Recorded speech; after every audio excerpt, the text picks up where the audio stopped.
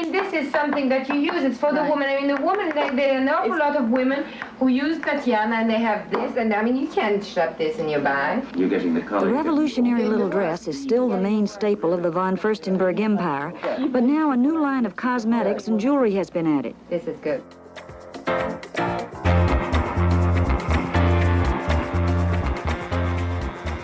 Usually when you begin to be successful and have made a name for yourself, little name, big name, you will be offered to do licensing deals. Licensing means that there are some companies that make, let's say, eyewear, right? Eyewear company will come and they will say, we would like your name, we would like your brand in order to put it on eyewear. And then they usually pay you sometimes a minimum guarantee and a royalty. According to how valuable your brand is, your bigger your royalty will be. Licensing business is a great business because you have very little risk and you make money and it enhances your brand. That is the good things. The bad things is that you don't always have control. Even though you try to make a contract where you get a lot of control, very often you don't have the control, or maybe they don't respect it. So it means that you may have designs that you don't really want or you don't really like, or the distribution may be a little larger than you expected. And so you have to be very careful at choosing your licensing. Sometimes you have great license that elevate your brand. Like when I did my collaboration license deal with H. Stern for the fine jewelry, that elevated my brand and it introduced my brand in Brazil.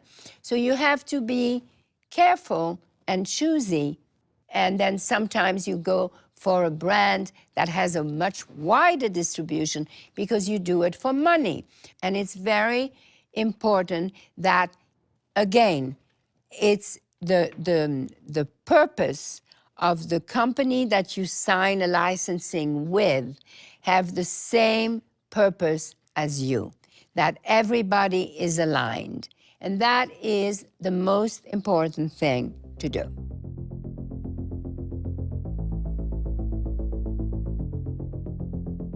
License is a long-term contract. Collaboration is a short-term thing. For example, I didn't do a license with Gap, but I had a great collaboration with Gap for children's wear. And it was very successful, and it made a lot of money, and everybody was happy.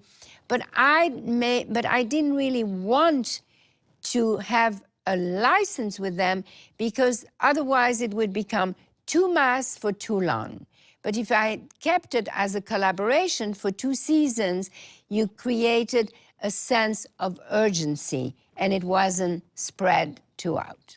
So you have to play very carefully.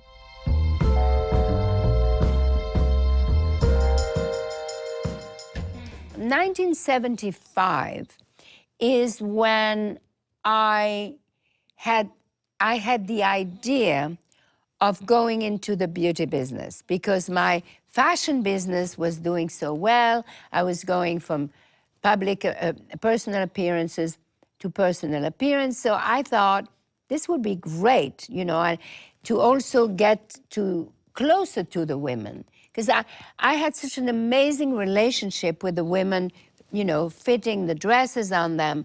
We just thought, okay, so how do I get closer?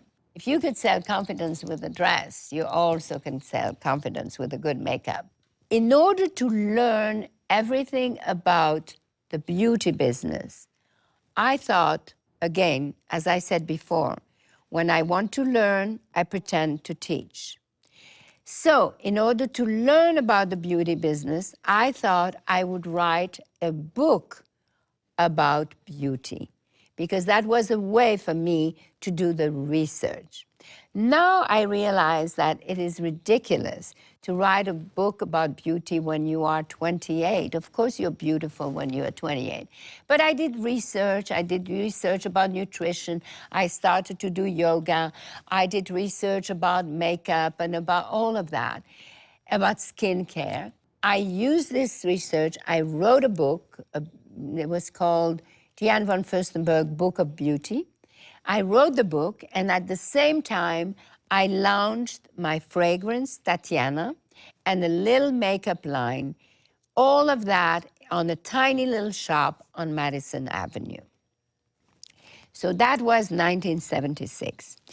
I was terrified. I did not want to sell to the department stores. I was afraid to compete with the big firms. So the only place that you could actually buy these cosmetics was in the little store on Madison Avenue.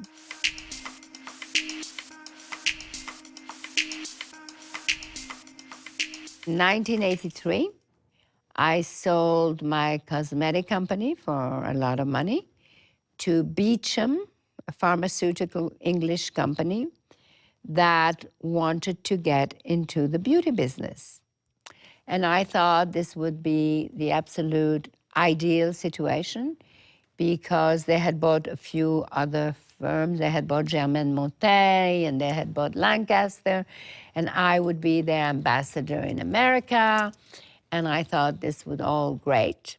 And so we made a deal, and I sold my cosmetic company for a lot of money. By then, I realized that I actually didn't own anything with my name anymore. Everything was a license, even the cosmetic company. So yes, they said that I was involved in it, but it turned out that they didn't really want to listen to me. And so I had actually lost control of the business, even though the brand had become a brand and was managed by different companies for different products.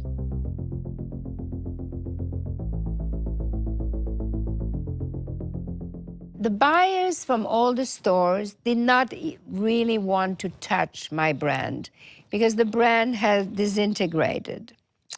But I knew that the women out there, the women that I had touched, I knew that if I went directly to these women, they would react. I didn't exactly know how to do it.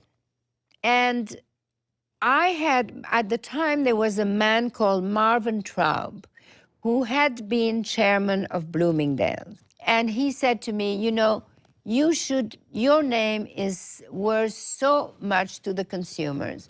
We should do something together. And one day, he took me to visit a company outside Philadelphia. That company was called QVC, Quality, Value, Convenience. It was a TV studio. And in the middle of the TV studio, there was a stage, and there was Susan Lucci from the soap opera Susan Lucci. And she was selling shampoo. And within half an hour, she had sold hundreds of thousands of dollars of shampoo. I walked in there and I thought, oh my God, this is revolutionary. This is like doing a personal appearance, but doing it on television, you reach so many people all at once. So I was very excited. And I remember actually walking on those corridors and hearing myself say, I want to own this place. I was so overwhelmed by it. So I thought about this concept called silk assets. And it would start with a beautiful scarf, with a beautiful print. I made a few samples. I went back to QVC and I said, okay, this is the line. It's called Silk Assets. I will design it. I will make sure you get it in time. I will find the factory. My only condition is you buy the inventory and then you pay me on top of that.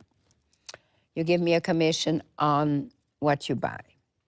And they said, okay.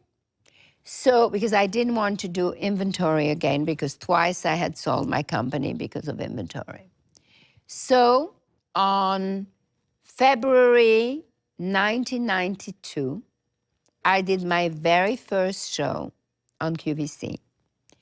In 2 hours, we sold $1,300,000 worth of product. And it was a huge success. All of a sudden, from being a has-been, I had become a pioneer again.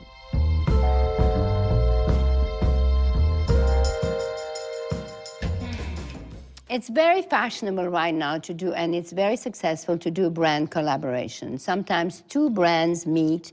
I mean, I did a collaboration with Evian, I did a collaboration with the Gap. We're working on a collaboration with Levi's. So collaborations are very fun. It's how you put two brands together. So you should do an exercise. Your assignment is find the collaborations that you thought were the most successful, and you should analyze it and wonder why and see why. Then it would be a good exercise for you to imagine your product and who you would be a dream to collaborate with and why. That would be a fantastic exercise. So go for it.